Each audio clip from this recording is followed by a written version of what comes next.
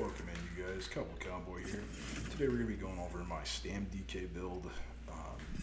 Now, if you're new to the channel, guys, we're going to be putting out a new build every Friday. We change up what class we put it on every month. So last month was Templar. This month we're going to be doing DK builds for the next 4 weeks.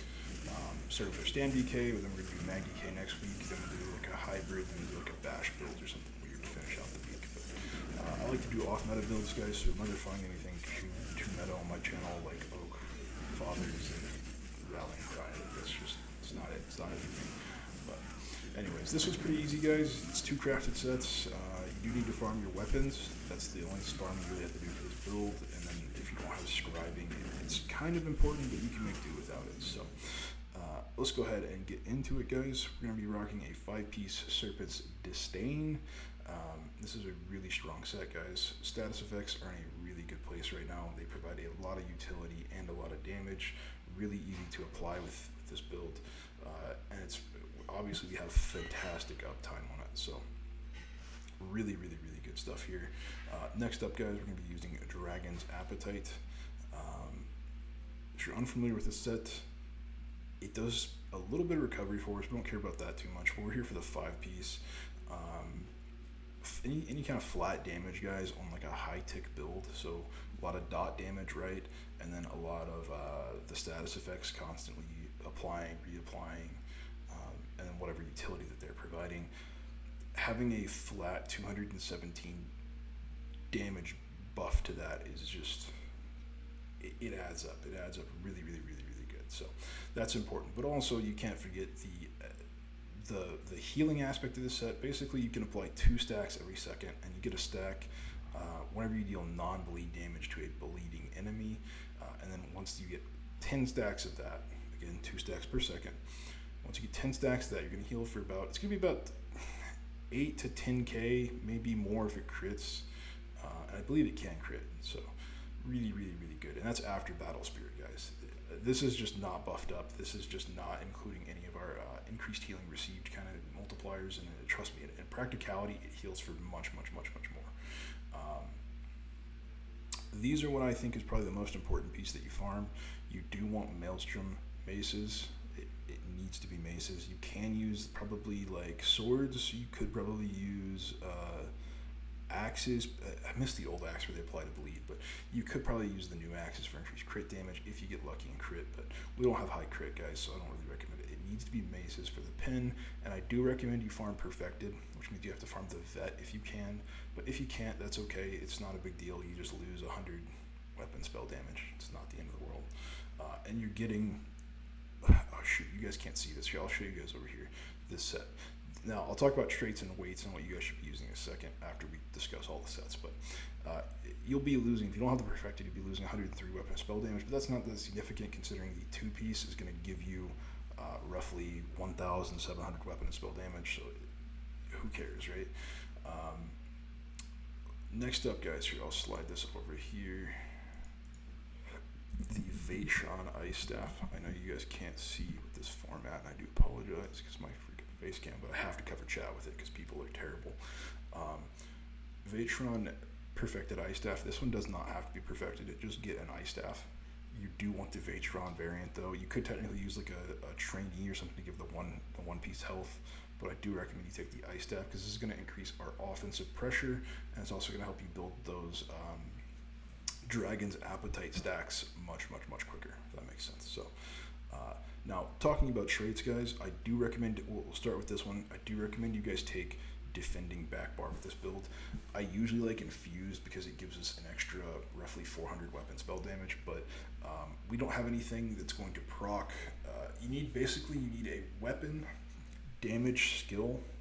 So like Wall of Elements, if you're using like a bow, you'd need Poison Inject or something like that, Endless Hail, some kind of damage over time, but ideally for PvE you want a sticky DoT, so something that you apply to a target that is a weapon skill that is a damage over time, and it will keep that uptime when you're enchant refreshed.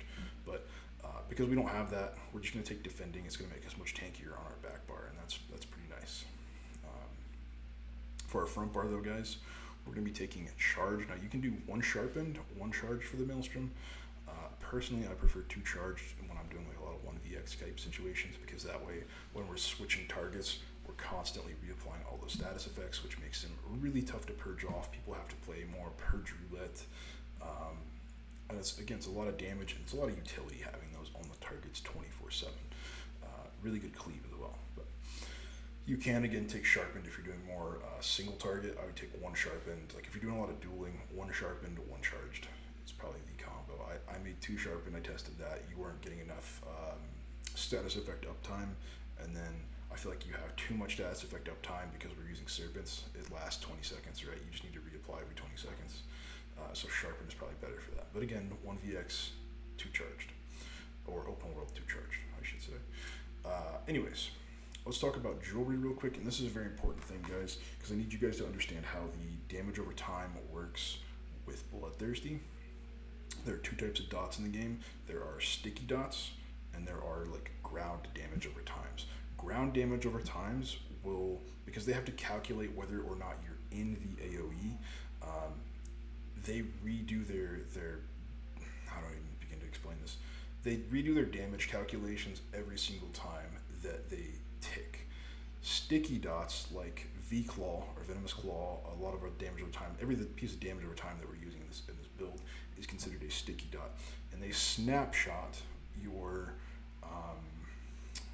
weapon spell damage, multipliers, all of that when they apply to a target. And so that's very important with how it functions with Bloodthirsty.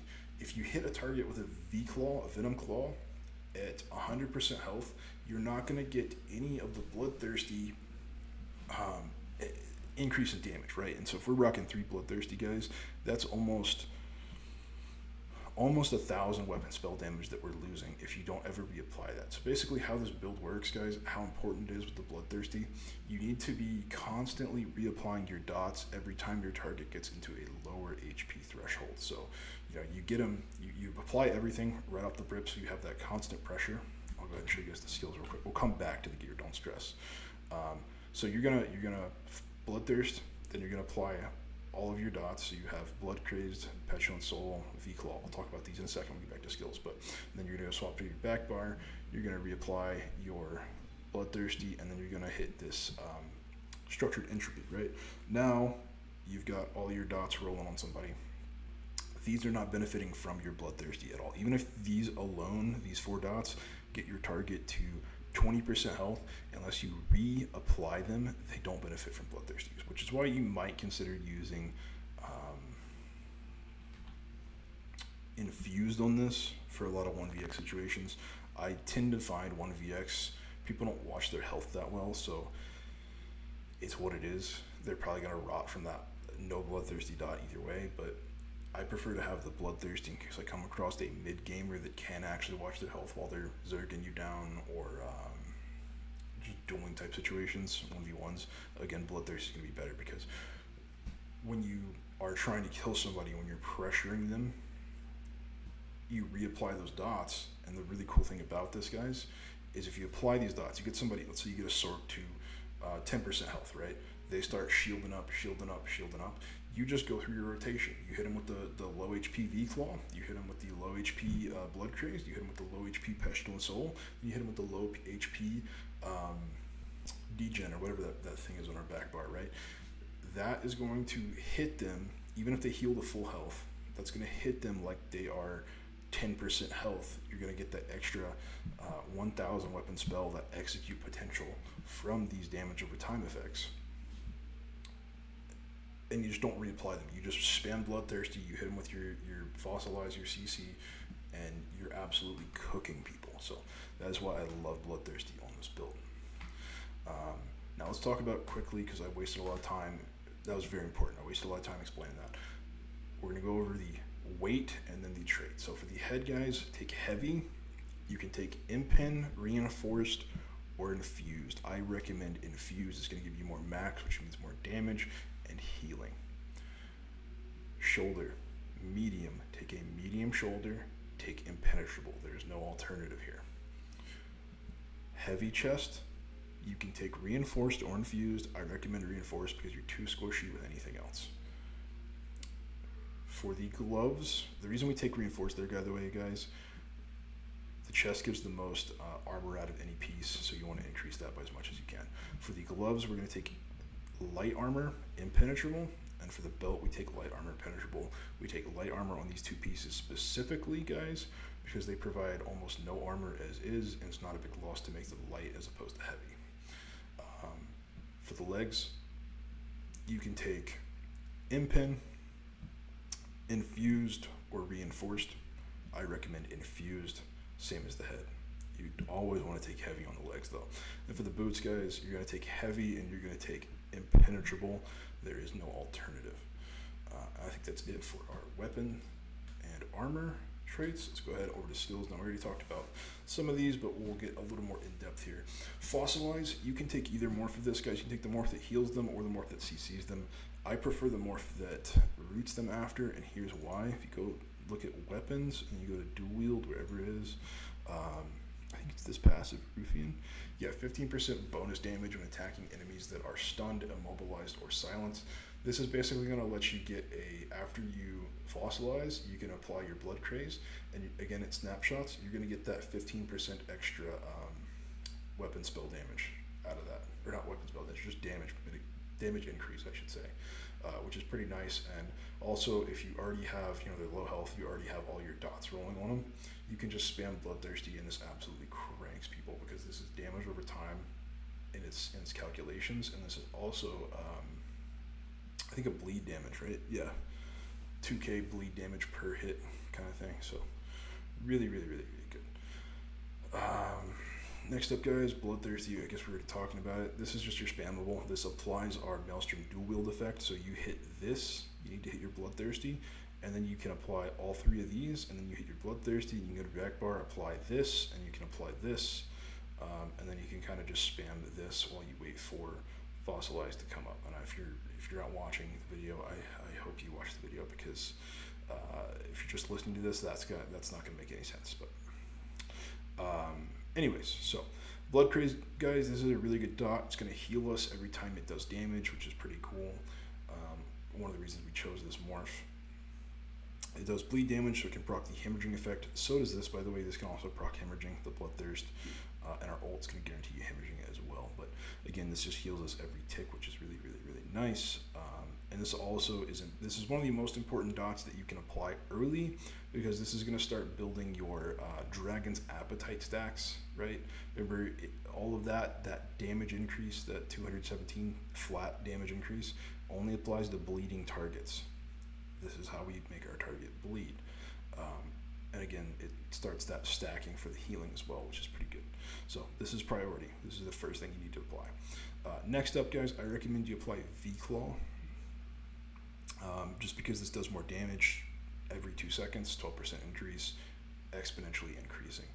Very, very strong ability. This is probably the most important, hardest hitting damage over time you can have on this build. So you can take the other morph, which is going to heal you, but I found that our mag sustain was pretty bad with that, and our damage, our really aggressive damage, kind of got scaled down a little too much for my liking, I should say. So if you guys want to try that, you guys want to try really hard, like a leech type of build, by all means switch this to Burning Talons, but I didn't love it. Oh, that reminds me, enchants, guys. I hope nobody skipped the skills. Enchants. Now, you can take whatever enchants you want, but I do recommend that you guys take an Absorb Stamina enchant, probably 2. I had put Poison up here because I was testing out the Burning Talon, or whatever it's called. I don't remember. It's this skill right here. It's the morph that heals you. I was testing out that morph, and so we weren't applying the poison status through anything, so I had to apply that through my enchant. But I recommend that you guys take the Absorb Stamina enchants, because these will apply Sunder, and that applies Minor Breach, and it increases your weapon spell damage to a target by, I think, like 100 damage or something. It's pretty good. 100 weapon spell. Anyways, this is a scribed ability, guys, Pestilent Soul. Now, I do recommend you take the disease damage script for the first one. The second one, you need Lingering Torment. Is how you get the damage over time on those. And yes, this does scale with the Maelstrom weapon, which is really nice. This is like your spammable if you're not spamming If you wanted to hit somebody at ranged, you hit Bloodthirsty, then you hit this, you spam this. But I have the major cowardice on this because I don't have the disease or the defile script. But if you guys can get the defile script, you can actually have major and minor defile come from the skill, because it's going to apply disease status effect because we have the charged weapon, right? You're going to have a really good uptime on that. The Serpent's Disdain is going to make that last 20 seconds, so you're going to have permanent uptime on the minor defile, and then this will apply major defile, and you'll have 20% less healing and shield stacking on your targets. That is, for PvP, that is monstrous. Anyways, moving on. Our ultimate, guys. Now, I have Lacerate. I don't have it morphed yet. You're going to want to morph this to Thrive in Chaos. Is probably the morph that I would recommend, because it increases like the cone size, which makes it easier to hit your target. And again, you can always cleave other targets. 1vx small scale is just better, and it's going to increase your damage done. The other morph will also heal you for tons and tons and tons, so really either way works. But our back bar, guys, Ellie Sus is going to apply burning, shield, and concussion. It's huge. You got to have this. This is also our major breach buff. So again, our enchants on the front bar are applying the minor breach. Our back bar is applying major breach with Ellie Sus and a bunch of status effects. So we don't have to worry about burning, shield, or concussed. Resolving Vigor, guys, this is just going to make us tankier, and it's a really good stamina-based heal. That's why we use this. Coag. If you're doing 1v1, you don't really need to run Coag. You can run like an extra damage over time effect, like Trap Beast or something, that'll give you force and dot damage. But if you're doing 1vx, I highly recommend you guys have a burst heal, and so Coag comes in clutch for that. The lower your health, the better the heal, but the heal's really good no matter what. Structured Entropy. This is, again, kind of similar to that front dot, guys, Blood Crazed.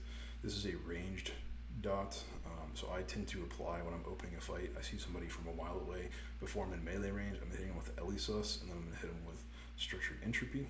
This is going to start healing us. This is going to start dealing dot damage, and then you refresh this last after you hit a Bloodthirsty. That way your Bloodthirsty Maelstrom effect applies to this. Enough said about that. Volatile, guys. This is our resistance buff. It's also a decent amount of damage over time. More importantly, while the armor is active, anytime somebody hits you, it does roughly 500 damage back to them, which is pretty cool.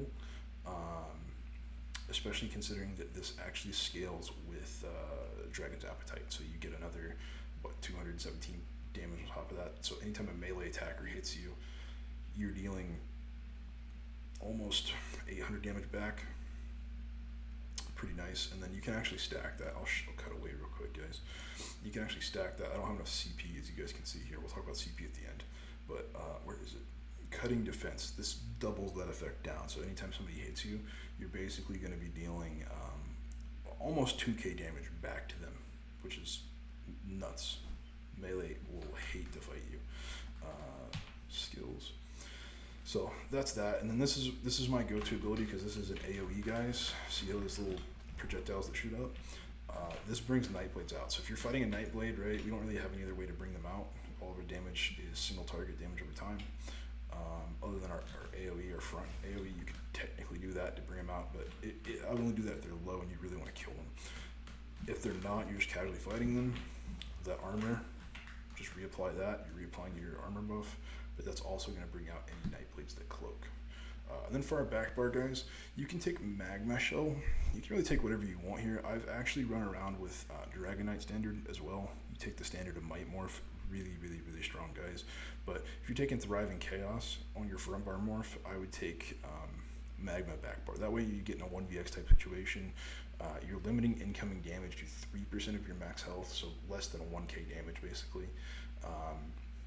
And it's a nice little AoE dot. Now it doesn't really scale off of our 2 buff, but it's pressure, right? It's pressure, it's cool. And it can actually save your allies, because it applies this nearby allies get a damage shield for 100% of their max health. That is cut down in PvP because of Battle Spirit, but 50% of their max health being covered by a damage shield from you, it'll save your life when somebody tries to bomb your little small team, small scale, your BG group, whatever. You pop that, everybody's safe. You don't get vicious death to death. 10 out of 10. Now, I used to recommend corrosive. It used to be my go-to, but they nerfed corrosive so that you can't generate ultimate while you have it. That is the good thing about magma shell. You can still generate ult. That's why I recommend this one. Now I won't really touch on passives. I will, I guess, show you guys these skills. Everything that you need here. If you're like me, you're kind of poor on skills. You want to take these. Do get all of the dual wield skills, and then for the destro staff, you only need, most importantly, ancient knowledge is the most important to have. But again, we are status effect based, so LA Force is not bad to have on the back bar. It's like a free charge status or free charge trait on your destro. I won't touch on the armor or anything else. Racial guys, I do like orc for this because you get more max health, more stam, more weapon spell damage. You are faster. That is something that I was complaining about looking back on my Templar builds that I put out. I don't feel like I have enough movement speed, and I don't feel like I have enough snare immunity. Now, we don't have any snare immunity on this build. You're going to have to dodge roll. You're going to have to kite like a professional. That's what it is. If you're doing small scale, have somebody in your team run like a Purify for you, or you could always have somebody run that Immobilize banner. So, or you could run Snow Treaders, honestly. Just sacrifice like your Vatron back bar. Actually, no, that wouldn't work. I don't know what you could do for that, but I'll put out an updated, when I figure out how to work this into all my builds, guys, I'll put out an updated guide. But that's the one thing we struggle with this build, is we don't have snare immunity, so just be wary of that. Yeah. Now, I will quickly note, guys, I will be putting out a funky build sometime this week. It's not going to be part of my 4 builds, my every Friday build, but one of the ones I've been playing with, I'll put it out for you guys. I want to do a permanent magma shell build, and just for fun, just be stupid tanky. Why not, right?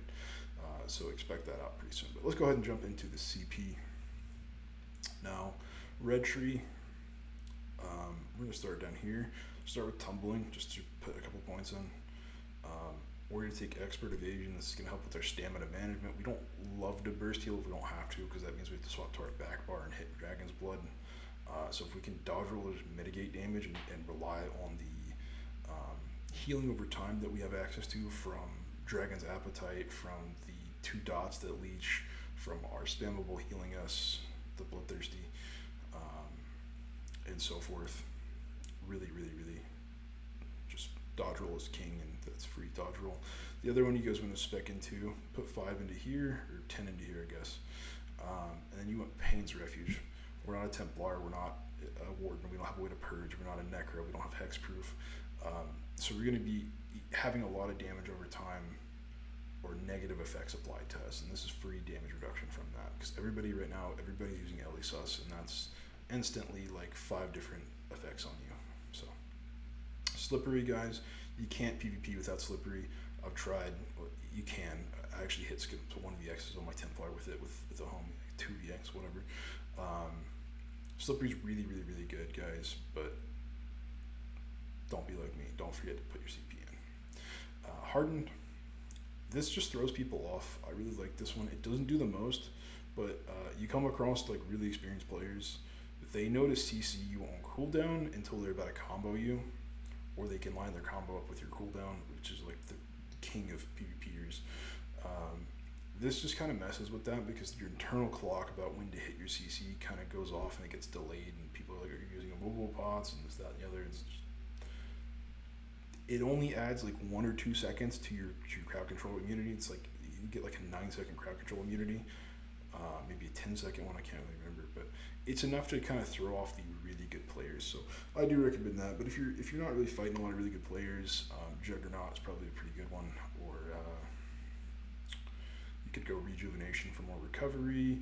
We're kind of lacking on armor right now with this build, guys. So Fortified would be pretty clutch for PvP and CP. But whatever you guys want to do for that last spot, it's kind of a flex. Now let's start over with their blue tree. Now we're going to take Tireless Discipline. We're going to go into Force of Nature. This is where all of our pin out of CP comes from. So we get a little bit from our maces, we get a little bit for having 2 light pieces on.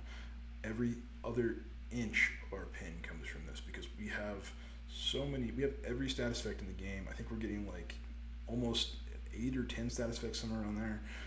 That's almost 6k pin that we're getting from Force of Nature, maybe more.